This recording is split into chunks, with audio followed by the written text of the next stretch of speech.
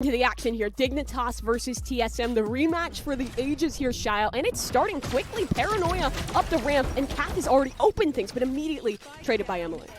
Yeah, Fear all the way into A, looking all good. Meanwhile, in mid, rain, downpour of shots coming through, and Donut and Athena going down to just one class. There's a reflash on in. A is still the destination for TSM. Only 2 players, but they have space. They have time to work with. This falls to Kath and how much time she can buy up towards heaven. If Leah Panda is able to plant for this position, things could be good, but Kath concedes the space. Now an opportunity against Sholiana. Isolating a 1v1, but not going to find much here. Just has to survive. That's all it is for Kath for the moment. 2v4 will be difficult. Not out of the realm of possibility, though, with Emily on the front line. Leah already finding one. Lots of answers shall come through and on. And once again, it's not going to be possible for Leah to really have that much say in the conversation. Now bunkering down. You're left over at elbow, but at the same time playing a little bit too much tennis. It's looking a little bit stiff right there. It's going to be Stephanie rolling in with that blast back. And then we have the big round coming through for Dig on starts. Yeah, really quick start there for TSM. That's what we were expecting. Kind of a vintage play with the Paranoia up ramp, followed up off the raid. Up against Bulldogs, though, so the rage advantage will be there. Nice smoke all the way over from Rain 2, but this is what I'm talking about. One person holding everything down might just be a little bit too much to handle.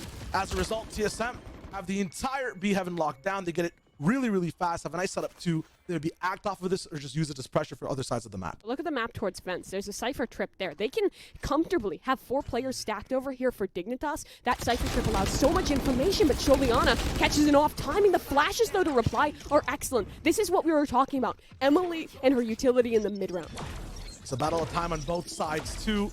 Fortunate for TSM on one, but then even more just luxurious for the side of Dignitas when it comes to the repeat from Emily. Now Leah will try to find her own timing, rolling in all the way from B main.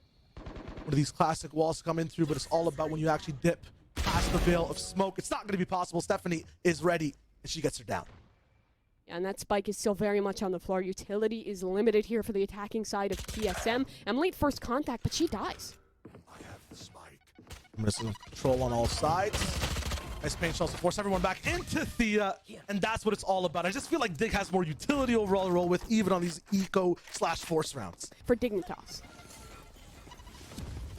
One thing that TSM has to be noting so far as they're rolling in is where do you want to put your information in terms of learning, gathering what Dignitas are entirely doing on these eco rounds. It might not even be about winning overall, but finding out how Dig is entirely playing. So a lot of the times Dig ends up 4-0.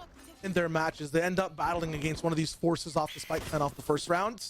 But then the other team starts to learn, starts to understand their setup entirely, comes right back. Going over that 4-0 slump is something Dig must do this match.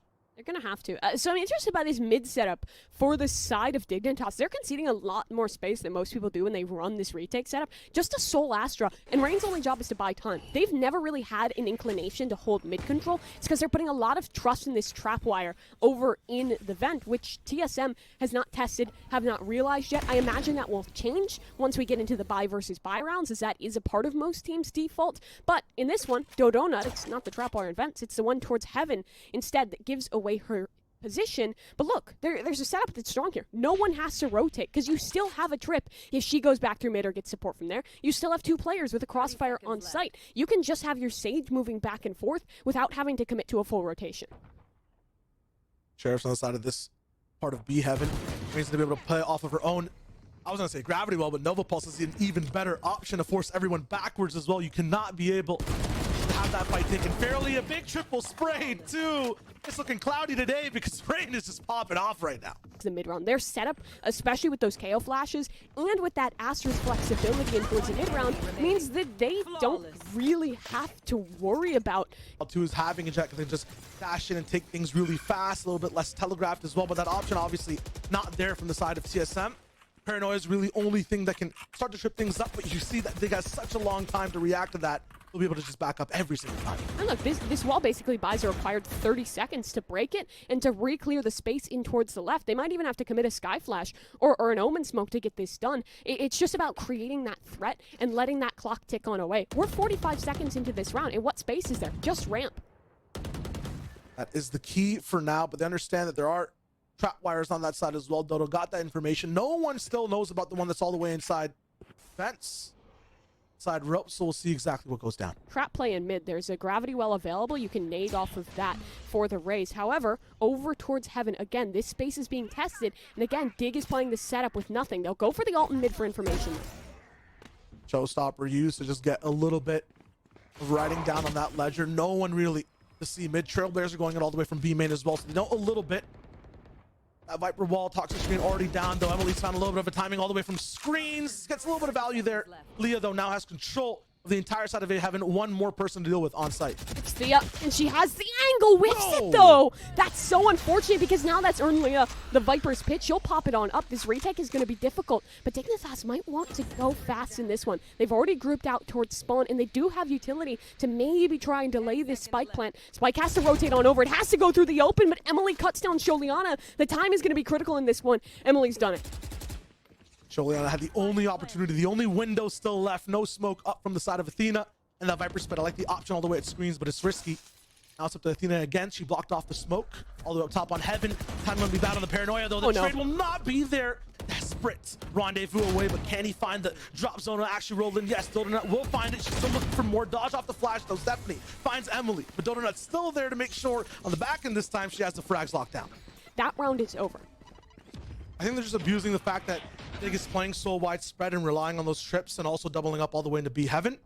We'll see if they can find a few more openings on their side. I really like that KO knife. It goes up above B. It cannot be shot, but talk of above, Sholiana was perched upon her wall. A gargoyle that strikes for one was just the trade for a teammate up towards heaven. That's favorable for TSM, especially as they have the Trailblazer to clear space towards A. A 4v4 to play with in this mid round.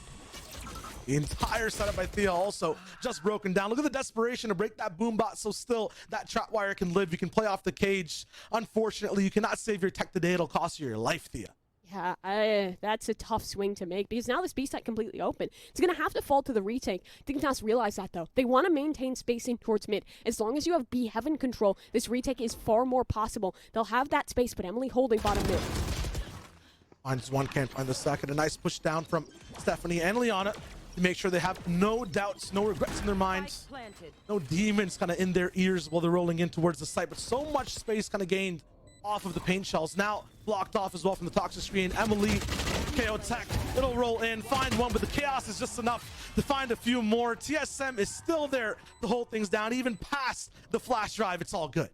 See, she overswung just a little bit here over towards B. I think it was also great that they don't overcommit to this one. They have this double initiator composition, so they're comfortable in putting just that Skydog to be committed for the re-clearing towards A. That pulled one rotation. Sholiana's been playing the swing and pops down the wall, then she's rotating wherever they need to go based off what that paranoia can do.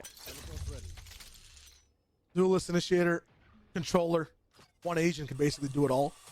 It's nice, but doesn't see too much play, you know, outside of any other maps. The split, though, it's just because it's so close quarters. Everything's just overlapping a little bit. Home is just such a nice pick to roll in with.